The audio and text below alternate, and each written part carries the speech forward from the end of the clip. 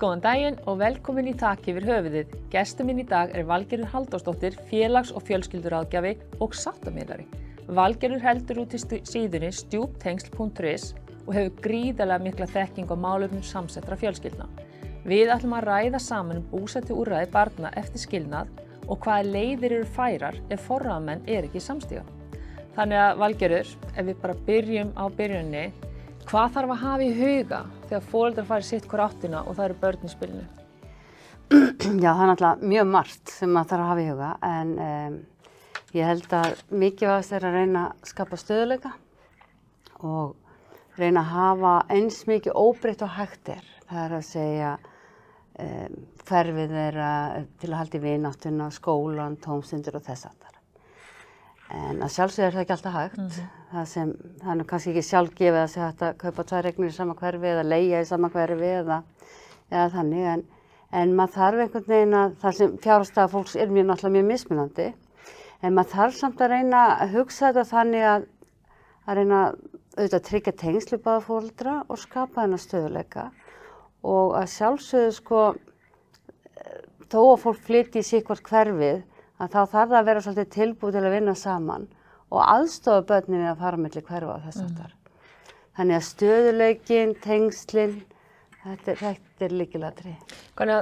Hvað væri fyrsta skrefið þegar fólk slítur sambúð eða hjónabandi og fjölskyldan flytur á 2 heimili bara til að kannski undirbúa börnin? Hvað væri fyrsta sem maður ætti að gera?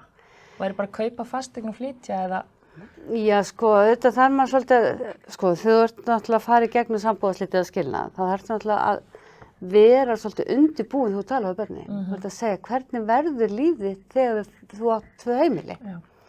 Og hvernig verður hjá þessu foreldri og hinu foreldrinu, hvernig ætlum við að hafa þetta og þetta er algjört lykilatriði. Og síðan náttúrulega þegar kemur að íbúðarhúsnæði eignum að þá þarf maður svolítið að hugsa, er pláss fyrir alla. Kannski þarf þetta að fara að deila herbergi með systkininu þínu. Þannig maður þarf bara og börn eru alveg tilbúin til að fara ekki með þessar breytingar svo framalega að vita svolítið hvað er í gangi og ekki alltaf hratt. Já, og þú veist, núna nútíma þjóðfélag orðið mjög flókið þá að það er eiginlega kannski bara undantekning að börn alist upp hjá giftum foreldrum og eigi bara 2 alsystkini og þannig sé það bara út ævina. Það er kannski miklu algengara að fólk skilji og þú ert kannski komin inn á annað heimili þar sem er kannski jafnvel annað barn sem á síðan annað foreldri. Þú getur verið kannski með 5-6 foreldri eða sem sagt börn sem eiga 5-6 foreldri inn á sama heimilinu og þetta getur verið þannig að það er kannski 1 barn sem er viku og viku, annað sem er 2 vikur og 2 vikur og svo 1 sem fer bara aðra hverja helgi. Þannig er eitthvað sérstaklega sem maður þarf að horfa í það. Get ég samnýtt herbergi til dæmis? Já, þú ert að lýsa í raun og veru þegar fólk er komið að stofna ný sambönd. Já, nákvæmlega. Og það fer í ný sambönd og það eignast maka og makinn á maka að fyrra samband, eða eitthvað fyrra samband og báður jafnvel og fleiri en 1 sambönd á baki. Já, maður þarf svolítið að hugleiða, hvernig ætlum við að gera þetta? Af því að það er ofboðsleg hreyfing á heimilinu. Það er einhver að koma og fara og þess vegna er fólk svolítið upptekið að því varðandi umgengni að reyna að samstilla umgengnina. Það sé þessi ekki sama hreyfing og einhver tími fyrir parasambandið og allt það. En svo kannski þegar kemur að herbergjum og þess aftar. Stjúpfjölskyldur eru mjög stóra fjölskyldur. Það er annað að byrja 2 eða heldur við 3 eða 4 eða 6. Já. Og þess vegna er húsnæðisþörfin oft svolítið, þið hafa þörf fyrir stærra húsnæðisstundum. Má nýta herbergin, ef ekki bara orða það þannig að ég og þú, við erum í sambúð hérna og það er einhver börn sem tilheyra okkur og við þurfum svolítið að hugla hvernig ætlum við að hafa þetta þegar börn varandi okkar börn. Og svo kannski getum við ekki alveg í því til ekki vera að pæla mikið í hinum megin, en við þurfum svolítið að senda þessu skilaboð. Börnin sem við eigum og tilheyra þessu heimili, þau njóta eitthvað svona sambærilega stöðu. Svo er náttúrulega kannski barn sem er stundum með börn, systkini á heimili sem er ekkert að fara neitt og eitt barn er að koma og fara og fleiri. Og þá þarf svolítið að gæta því að þetta barn sem að koma að fara að njóti sambarlega stöð á hinna og hinn. Og það getur verið að ég á kannski 2 yngri systkini, ég elsta barn og dóttir föður mín sem fer á milli heimila, ég á nýja stjúpmóður og þau lítil börn. Sko, svo verður eldra barnið eldra og þar sér herbyggi, má nýta mitt herbyggi, ég veit það ekki. Akkurat.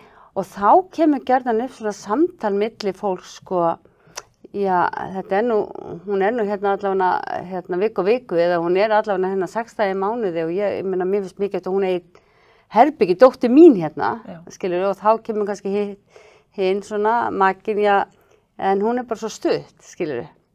Ég þarf þetta vinnuherbyggi líka. Ég þarf þetta vinnuherbyggi, það er tómt hérna heilu dagana, þú veist, mamma er að koma í heimsókn, má hún ekki nota þetta og þetta verður á svona ágreiningur á milli parsins og þetta er svona þessi tvíböndi mörk að því í stjúpfjölskyldum það er svolítið þessi hugmynd hver tilheyrir þessu heimili, er ég í fjölskyldinu, ég minna er nafnið á dyrabjöllunni, það er til seitt, hvaða skilaboð fæ ég, er myndir af mér upp á veggjum hérna og ef að maður vill að börnin upplifi þetta að þau eigi þetta heimili, tilfinningina tilheyrir svo sterk, að þá þarf maður svolítið að móta sér einhverja reglu varðandi nýtingu herbyggisins sem er laust á milli. Það er að segja ef ég er að koma hérna einhverja 5 eða viku og það er búið að rýma það fyrir einhverju frænku að vestan, sko. Ég er eina barni sem er alltaf að ganga úr rúmi eða ég er eina barni sem þarf alltaf að lána allt og það með alltaf gangi allt mig. Þetta er mjög vond skilaboð. Ég þarf að upplifa það að ég sé alveg jafn merkilega mikilvæg og önnur börn á þessu heimili. Hins vegar get ég kannski alveg skilið það að þegar ég er ekki heima á þessu heimili að þá megi ég nýta það eitthvað annan hátt. Eða hérna, en ég þarf að eiga mitt prívat, þú veist, það má ekki gangi allt dótið mitt. Það þarf að tryggja það að þetta sé allt í lagi. Já. En eru bara, ef maður horfir svolítið á lagaramman, eru gerðar einhverjar lágmarkskröfur aðstöðu fyrir börn heima hjá foreldrum eftir skilnað? Ekkert frekar en bara hjá foreldrum sem búa saman, skilurðu. Nei, það er engar lágmarkskröfur, auðvitað þarf þetta að vera einhvern veginn viðeigandi aðstæður. Stundum sem að bara svona good enough, það er ekkert víst að okkur finnst það flott en það bara gengur. En það þarf alltaf að vera sama öryggið og nei, það er engar lágmarkskröfur í sjálfu sér. Það getur verið smekksatriði og það er oft deila foreldrar það hvort þessi viðeigandi húsnæði eða ekki. Já, það hitt foreldrar hafa kannski. Já, mér finnst þetta nú ekki alveg barninu boðlegt að vera ekki með sér herbergi og svona. Það hafi ekki allir tök á að vera með sér herbergi. En maður þarf hins vegar að búa til aðstöðu fyrir barnið sem það hefur. Ég meina, eitt af þessum foreldrar gera gjarnan eftir skilnað að börnin fara alltaf svo upp í, sko. Og hérna, ekkert alltaf stundum. Og það getur að skapa ákveðið vanda vegna þess að nýja maka, það þarf að koma barninu úr rúminu. Og það þarf maður svolítið að hugsa þetta sko frá byrjun sem einhleytt foreldri. Þú veist, ég þarf að vera jafn myndugt foreldra áður, ég þarf að vera svo sem ræður áfram. Og jafnvel þó mér finnst svo að kósi að börnin mín alltaf uppi, þá er það kannski ekki endilega besta fyrir þau. Þannig að, nei, ekki lágmarkskröfur. En ég var nú að spjalla við einhvern professor frá Þýskalandi daginn og þá var nú að lýsa því það sem fólk hefur ekki aðstæður. Að það er bara hús sem fólk getur komið og fengið aðstöðu til að umgangast börnin sín. Ég meina, fólk getur verið bara í allskis aðstæður sem er enga möguleika að taka móti börnum. Þannig að fólk nýtur, maður þarf að vera svolítið úrræðagóður. En er einhver reglur hvar lögheimili barna verður? Þú veist, ef annað foreldri til þess býr í skólahverfinu og hitt flytur, hefur það þá forgang á í raun og veru lögheimili? Nei. Það hefur engan forgang. Sko, við sambúðarslitið að skilna, að þá þarf fólk að taka ákvörðun það hjá hverju foreldri barni eigi lögheimili. Og nú, svo eru þetta mikið það að fólk kannski áttar sig ekki á því að það er mikið af börnin sem fæðast utan sambúðar og skilnaðar, það er kannski í sambúð en þau eru í óskráðri sambúð. Og ef það verður sambandsslit, þá er náttúrulega bara móðurinn yfirleitt ein með forsjána ef það hefur ekki verið skráð sambúð þegar barnið fæddist og ein með lögheimilið. Þannig það er svo margt sem fólk er ekki að átta sig á að getur skapa vanda síðar. Ef ég vil hafa sambarlega rétt gagnvart mínum börnum, forsjá og lögheimili, þá verð ég að skrá mig í sambúð. Já. En þetta var líka eitt af það sem kom mér rosalega óvart þegar ég skildi og var með 3 börn og við svo eitt orðið 18, að þau, það var bara mjög gott samkomulag og þau voru öll með lögheimili hjá mér, Já. að pabbi þeirra, sem sagt, misti svolítið réttin á að sjá eitthvað hvað er í gangi. Hann fékk ekki lengur að skráðu í tómstundir og hann nýbúið að breyta því að hann geti séð þau inn á heilsuveri og gera þetta hreinlega panta tíma á lækni. Þannig að þetta er svolítið stórt atriði að vera með lögheimilið, af því þú ræður velferð barnanna miklu meira. Já, sko, það má kannski segja, ef það er mjög gott samband á milli foreldra, þá getur auðvitað lögheimilismáli verið eitthvað máli, það er kannski ekki alltaf að reka sig á daglega alla þessa hluti. Nei. En það er mikil framfæri heilsuvera að tóka þetta upp og bara gott að heyra, en auðvitað eins og þú segir, foreldrar, þó þú hafir ekki lögheimili, ef þú hefur forsjá allt það, þá getur þú fengið upplýsingu frá skóla og læknum og þú áttu rétt á ýmsum upplýsingu. En það er bara annar hlutur og nú svo komið þessi skipta búseta, það þýðir samt sem maður alltaf lögheimili á ákveðnum stað. Nákvæmlega. Og það er svolítið misskilningur hvað það varðar. En talandi búsetu, eru einhverja svona reglur, þú veist, get ég og minn fyrirvændi bara ákveð hafa hana hvernig sem er. Hann kannski bara að vinna erlendis, þannig við ákveðum bara í júlí, þá verður þú með hana og svo í ágúst fara hann aðra hverja helgi og svo í desember, þú veist, er hægt að hafa bústundum bara eftir svona eitthvað svona sveigjanlega eða þarf maður að hafa þetta svona fastar í skorðum? Sko, þú ert að tala bara foreldri sem býr einhvers staðar. Já, þegar við skiljum og við hefum tvö börn saman og þú veist, ég kannski vil hafa þetta 2 vikur, en þú ert svona meira, ég nú að fara erlendis að skrifa, þannig ég ætla að hafa, þú veist, höfum þetta 2 vikur, en svo ætlum við að gera þessar breytingar, þú veist, má gera hvernig úrræði sem eða þurfa börnin þess að festu, sem sagt, ég bara velta fyrir mig, sko, hvað hefur maður mikið frelsi með búsetu barnanna? Þið hafið rauninu alltaf frelsi sem þið viljið. Það er enginn sem skiptir sér af því. Jafnvel þó myndi gera samning á sýslumanni og þið færið ekkert eftir hvorugt, þá væri það bara allt í lagi. Það væri bara allt í lagi. Já, þið ráðið þessu algjörlega svo framalega sem þið foreldrarnir eru sammála. En maður þarf þetta og það er eitt sem er svo mikilvægt. Börn sem eru að fara milli 2 heimila sérstaklega, þau þurfa að vita hvað er framundan. Og þess vegna er svo mikilvægt að foreldrar reyna að ræða saman það. Þú veist, og maður standi við það sem maður segir og reyna alltaf að hafa barnið í forgrunni og þannig að það er bara, sko, það er það sem er lykilatriði. Já. Þurfum við ekki eitthvað að byrja aftur? Það er bara svona frá síðasta punktu. Ok, förum aðeins tilbaka. Hvað vorum við að tala um? Jú. Já, reglum búsetu. Já, tökum það bara aftur. Já. Ok, tökum reglum, spyrjum við bara aftur.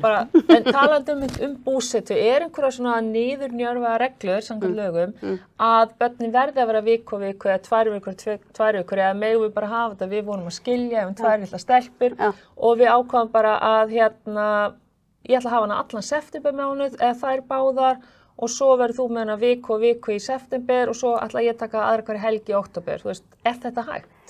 Já, þetta er alveg hægt í sjálfu sér, ef að þið foreldrar eru sammála það. Sko, auðvitað getur verið stundum ástæða fyrir því að það sé svona mikið hreyfing á umgengninni. En sko, aðalatriði er að börnin viti hvað er framundan og hvernig þetta verður og við séum sammála og líf mitt, sko, þegar maður er að gera alla þessa hluti, þá segi ég, það er eitt sem snýr á okkur. Síðan verðum við að líta á hvernig lítur líf þessara barna, sko, frá þeim. Þau verður að vita hvað gerist og hvað þýðir það að ég verði svona og svona einhvern veginn í umgengni. Sko, það getur verið allt í lagi. En það þarf líka og það er engin, sko, maður verður að muna það kemur þess að umgengni, þetta er ekki jafnréttismál. Þetta er ekkit endilega, veist að ég skipti bílum á milli, þú var 1 viku og 1 viku. Maður þarf svolítið að vega þá að meta hvernig börn aðlagast þessu breytta fyrirkomulagi og svo er líka kannski systkinahópur sem einu vissi þetta alveg frábært en öðrum ekki. Og maður þarf alltaf að vera vakandi og það er ekkert eitt sem hentar öllum. Nei, nákvæmlega. Þú gæti þess að lenda í því að þurfa að fara í það að barn 1 verður bara viku og barn 2 bara mánuð og mánuð. Já, ég veit það ekki, já, kannski mögulega, en það fyrir alveg eftir, sko, það sem að ég heyri svolítið meira oft núna, það er svona kannski börn sem að fara milli heimila og þú veist, stundum finnst þeim bara ekki öllum, betra verið 2 vikur og 2 vikur, af því þá veistu hvað gerðir í síðustu viku. Þú veist hvað við gerðum í síðustu viku, við getum talað um það áfram. Og þess vegna þarf maður einhvern veginn að börnin fá þessa tilfinningu sem samfella í lífinu þeirra. Já. Ég ætla bara persónlega þá einmitt prófið við viku og viku og það voru allir svolítið tættir af því þau voru alltaf að koma, þau voru alltaf að fara. Þannig við fórum í 2 vikur og 2 vikur og allt í einu voru við sko, þau voru nýkomin og við gátum svona aðeins bara slaka á helgina og svo gátum við planað helgina á eftir saman. Þannig að mér fannst allt í einu, fannst mér að vera svo, þú veist, ég fekk svo góðan tíma. Já. Þetta einmitt góð punktur. Þannig að mér fannst við öll vera tætt og við náðum einhvern veginn ekki að ég var alveg að tætt sko og þau, af því þau voru alltaf farin þegar ég hugsaði, já, það væri nú gaman að gera þetta helgina. Já, nei, þau að fara. Ég fæ ekki þessa helgi með þeim, af því hin helgin fór bara svona aðeins að vinda ofan af og koma sér fyrir og þannig ég allavega, mín persónulega reynsla, 2 vikur og 2 vikur, henta miklu betur.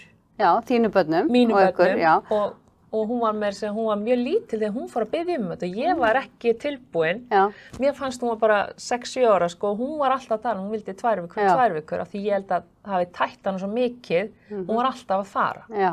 Og mamman var ekki tilbúin að vera án hennar í 2 vikur, mér fannst hún svo lítil og ég þurfti eiginlega mikið að halda svo loksins sá ég ljósið og þá bara áttaði maður hvað þetta var frábært, þannig að börn í rauninu kannski vita meira en við höldum hvað þau þurfa. Já, við þurfum allavega kannski að hlera það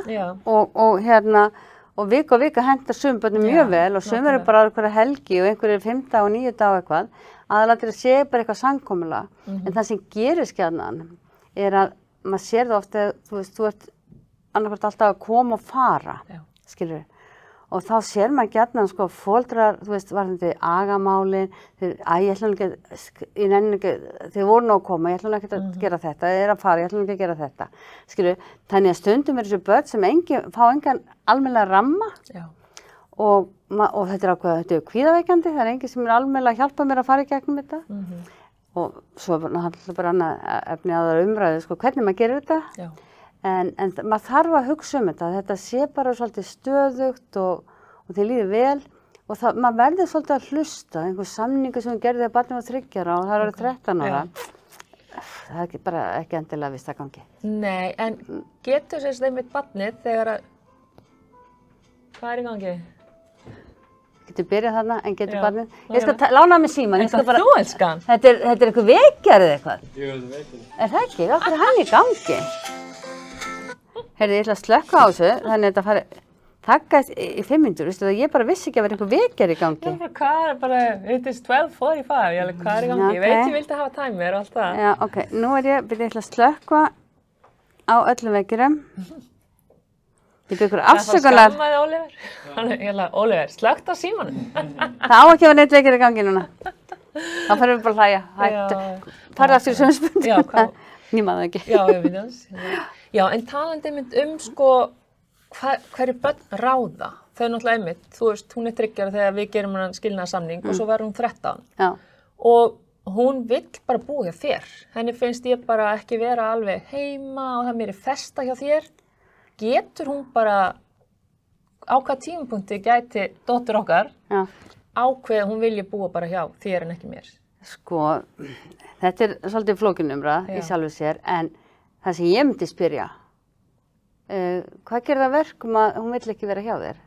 Af hverju vill hún alfarið vera öðru heimilin heldur en hinn?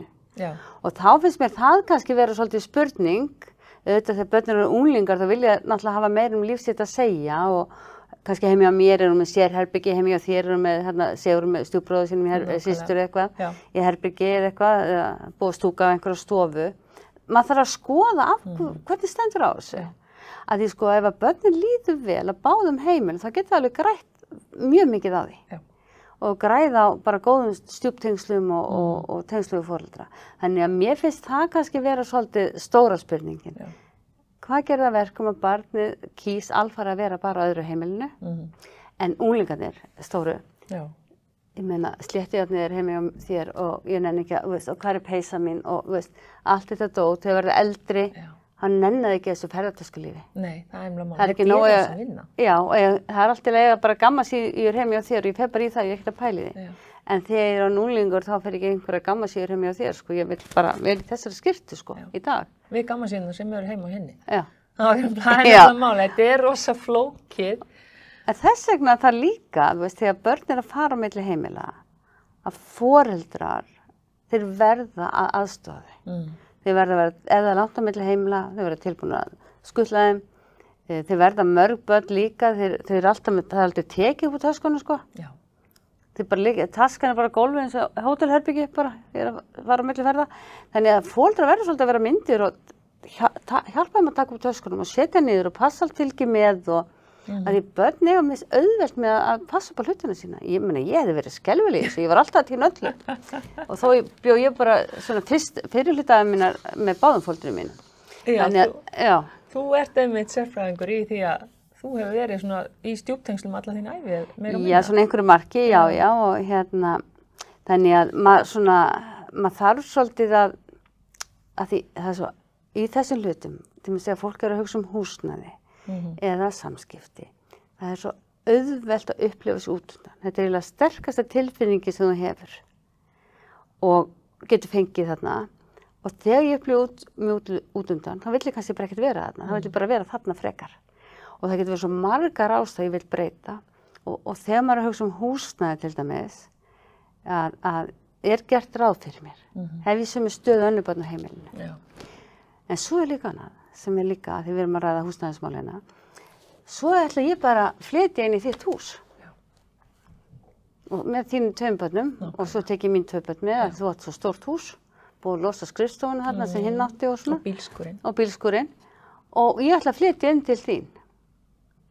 Er þetta ekki svolítið snúið?